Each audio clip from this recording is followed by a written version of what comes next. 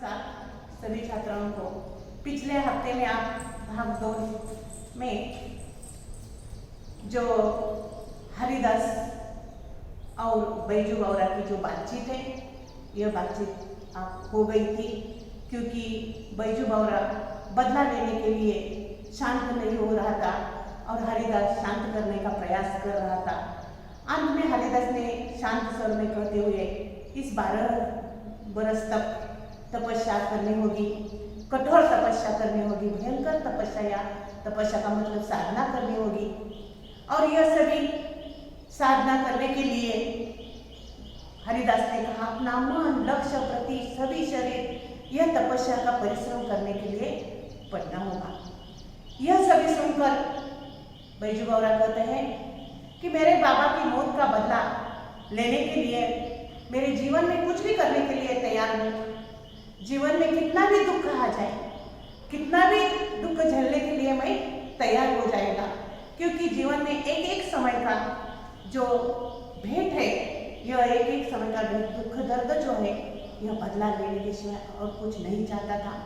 सचमुच तानसेन से बदला लेने का उन्होंने निश्चय कर लिया था और उन्होंने हरिदास को हाँ कर दी, और हरिदास को हाँ करने से वो कहने लगे कि तुम्हारी जो आज्ञा है, यह आज्ञा का मैं पालन करूँगा, तुम्हारा दास बन जाऊँगा, हर आज्ञा मेरे मन में यह रह जाएगी और पिता का मौत का बदला मैं ले सकूँगा।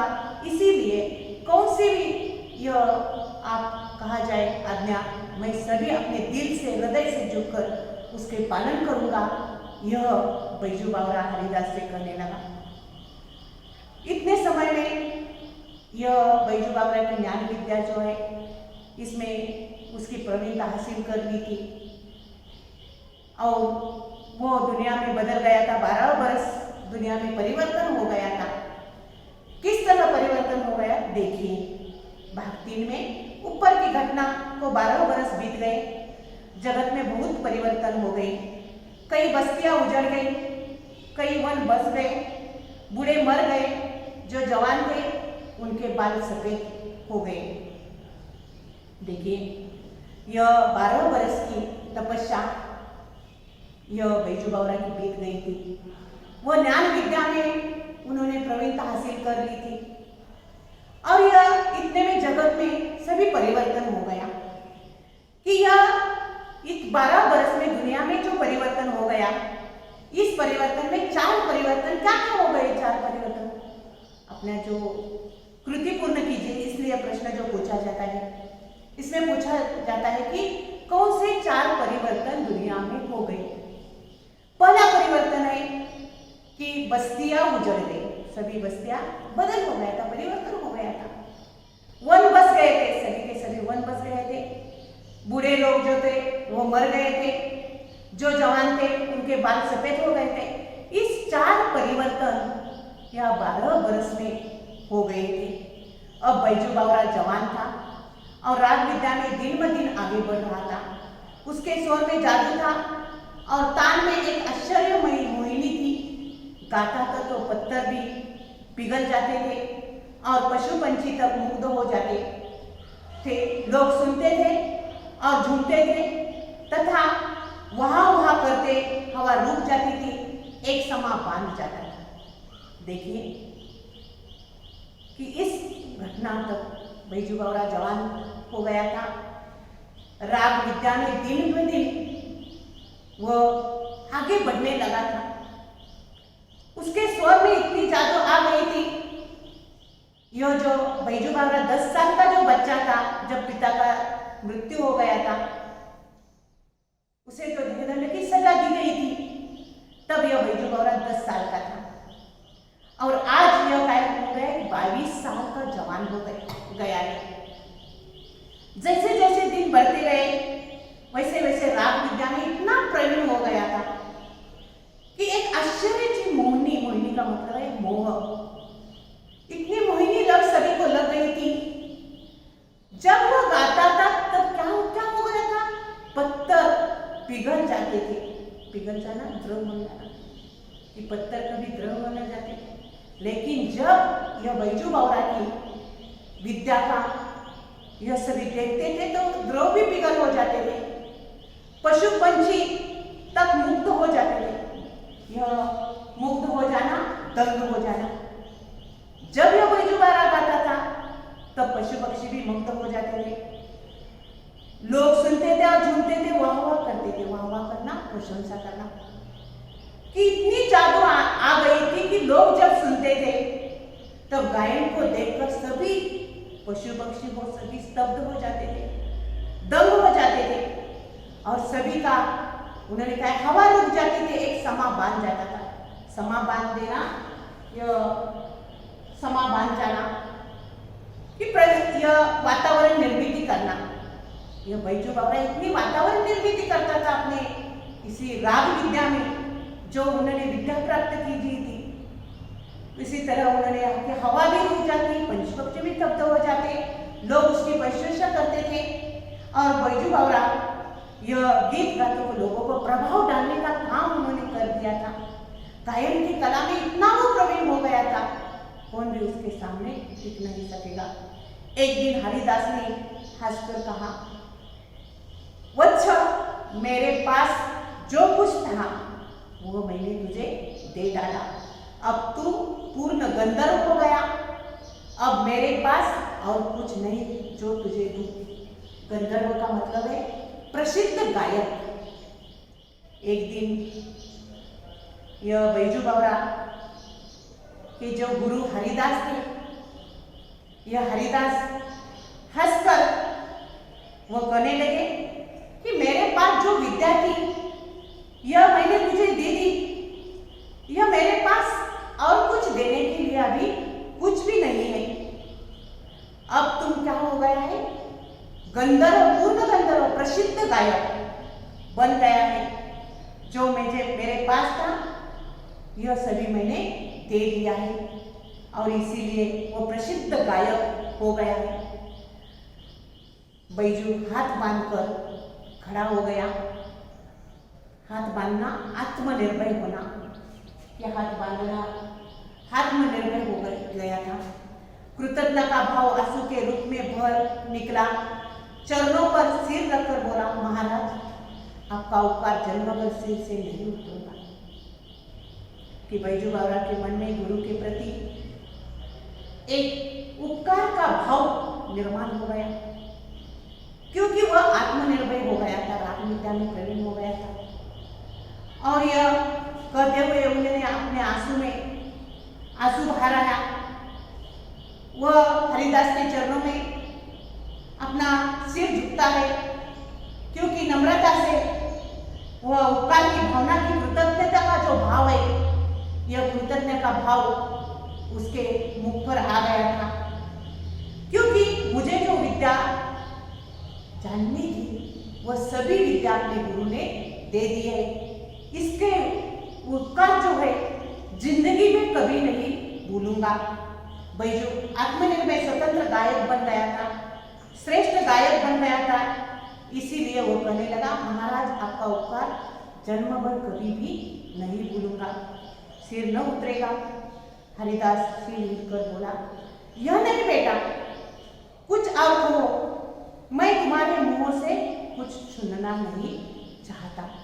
वो कहने लगा कि बैजू बावरा कि तुम्हारे मुंह से मुझे कुछ उपकार की भावना नहीं करना चाहिए, कि गुरु के अपने शिष्य में जो ज्ञान देने का काम जो है, यह गुरु और शिष्य के ज्ञान देने का काम हो गया है।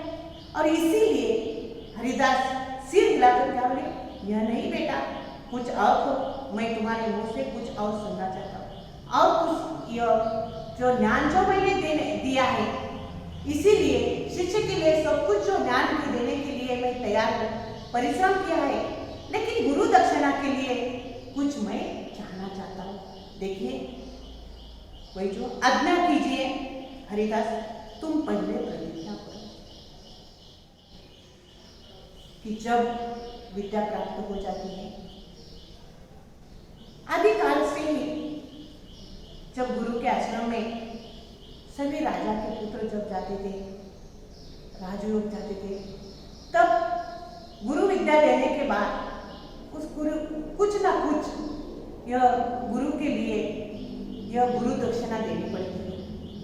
उसी तरह आज भी हरिदास ने बैजू को सभी विद्या राग विद्या में प्रवीण कर रहे थे। एक प्रसिद्ध गायक वो बन गया था, लेकिन वह आज हरिदास गुरु अपने शिष्य के लिए कुछ मांगने लगे हैं और इसीलिए वो कहने लगे हैं कि तुम्हारे मुंह से मैं कुछ सुनना चाहता हूँ। तो बैजू कहता है आज्ञा कीजिए, क्योंकि पहले ही बार मैंने कहा था कि आपका उपकार जन्म भर में कभी भी भूलूंगा, सिर पर लेकर भी जाऊंगा। यह 12 बरस की तपस्या जो है, यह 12 बरस की तपस्या का फल आज उसे मिल गया था और इसकी प्रतिज्ञा का राग विद्या जो है, यह राग विद्या उसे मिल गई थी। लेकिन आज हरिदास कहने लगे कि तुम पहले बैजू ने बिना सोच विचार किए कह दिया मैं प्रतिज्ञा करता हूँ कि बैजू जब हरिदास ने उसे गुरु दक्षिणा के लिए कुछ चाहते थे तब वह जवान हो गया था और इसे मन में एक ही भावना थी कि तानसेन से बदला लेना, कि यह ज्ञान विद्या की जो तपस्या की गई है, इस तपस्या के लिए आज बदला लेने के लिए वो तैयार हो गया था। लेकिन आज गुरु दक्षिणा जो हरिदास ने गुरु ने मांगी, तब वो सोच और बिना सोच विचार कर वो कहे कि मैंने प्रतिज्ञा करता हूँ कि हरिदास ने वाक्य को पूरा किया, इस राग विद्या से किसी को हानि नहीं पहुंचाऊंगा। देखिए कि जब बैजू बाबा ने अपनी प्रतिज्ञा की, तब वह वाक्य पूरे करने से ही पहले गुरु हरिदास ने उसे कहा कि जो ज्ञान विद्या की है, तपस्या जो तूने की है, यह गुरु ने जो प्रतिज्ञा की कि इस राग विद्या को किसी को हानि नहीं पहुंचाना। जो मैंने राग विद्या दी गई है, जो तुम्हें गायक श्रेष्ठ गायक बनाए, इसी तरह इस गायक ने कभी भी किसी भी यह ज्ञान विद्या की जो तपस्या की गई है, इसी किसी को भी हानि नहीं पहुंचेगा, तानसेन को कुछ नहीं बिगड़ना। यह सुनकर बैजू बैराग के मन में क्या क्या प्रतिक्रिया हो गई। देखिए कि आदर्श बदला कैसा होता है, यह हरिदास गुरु ने यह दिखाई दिया है। क्या हुआ, क्या क्या प्रतिक्रिया हो गई। बैजू का लहू सूख गया, लहू सूखना भयभीत हो गया, डर गया बैजू। उसके पैर लड़खड़ाने लगे, सफलता के बाग पर भागते हुए दिखाई दिए। 12 बरस की तपस्या पर एक क्षण पर पानी फिर गया। प्रति हिंसा की छुरी हाथ आई तो गुरु ने प्रतिज्ञा लेकर कूद कर दी। बैजू ने घूंट काट दांत पीसे, रक्त का घूंट पीकर रह गया, मगर गुरु के सामने उसके मुंह के एक शब्द भी न निकला। मगर गुरु गुरु था, शिष्य शिष्य था, शिष्य गुरु के विवाद नहीं करता। कि क्या हो गया कि जब तानसेन को कुछ नहीं बिगड़ना, यह किसी को हानि नहीं पहुंचाना इस राग विद्या से गुरु ने कहा। यह सुनकर बैजू बाबरा की मन की स्थिति जो है, यह मन की स्थिति की प्रतिक्रिया जो हो गई, कैसी हो गई, पहली बार वह भयभीत हो गया। तानसेन का बदला लेना, इसीलिए उन्होंने 12 बरस की तपस्या एक क्षण के बाद बर्बाद हो गई है। इसका मतलब है यह पानी फिर जाना कि बर्बाद होना, काटे क्रोध आना, रक्त घुट जाना, अपमान सहन करना, लड़कना, अस्तित्व डगमगना।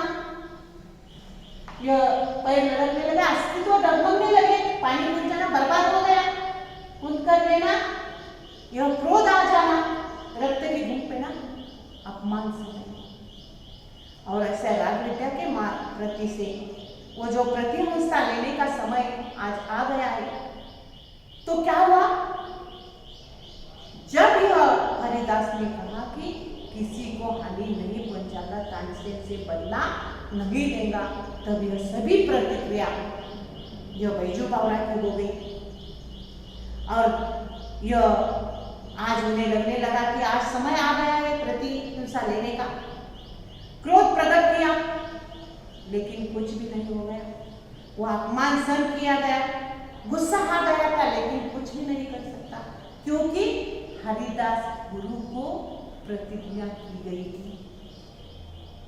गुरु थे वो, और यह प्रतिज्ञा करने से वह कुछ भी नहीं कर सकता। यह बहुत क्रोधित होकर अपना गुस्सा दबा जाता है। गुरु से एक भी शब्द नहीं निकला।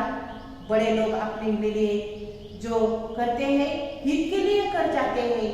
यह प्रतिज्ञा जो है, यह बैजू बाबा के लिए महत्वपूर्ण हो गई, और महत्वपूर्ण होने से बैजू बाबा का हो गया कि गुरु था, शिष्य था। शिष्य गुरु से विवाद नहीं करता, क्योंकि कभी भी शिष्य गुरु से विवाद नहीं कर सकता। इसीलिए यह बैजू बाबा के मुंह से एक भी शब्द नहीं निकला। अपमान का घूंट उन्होंने पी लिया, अपमान सहन कर लिया, और सभी उन्होंने गुरु शिष्य के विवाद लिया।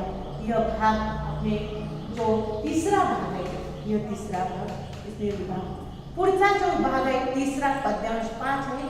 इसमें यह गुरु शिष्य के बारे में जो बातचीत हो गई थी कि किसी की हिंसा न करने की बातचीत जो है, यह किसी की हिंसा न करने की बातचीत हो गई, और इसी हो गए जाने से पहले यह विवाद जो है, यह विवाद नहीं करना चाहता था। और इसी तरह गुरु जी जो प्रतिज्ञा की गई, यह प्रतिज्ञा बैजू बावरा हो गया था।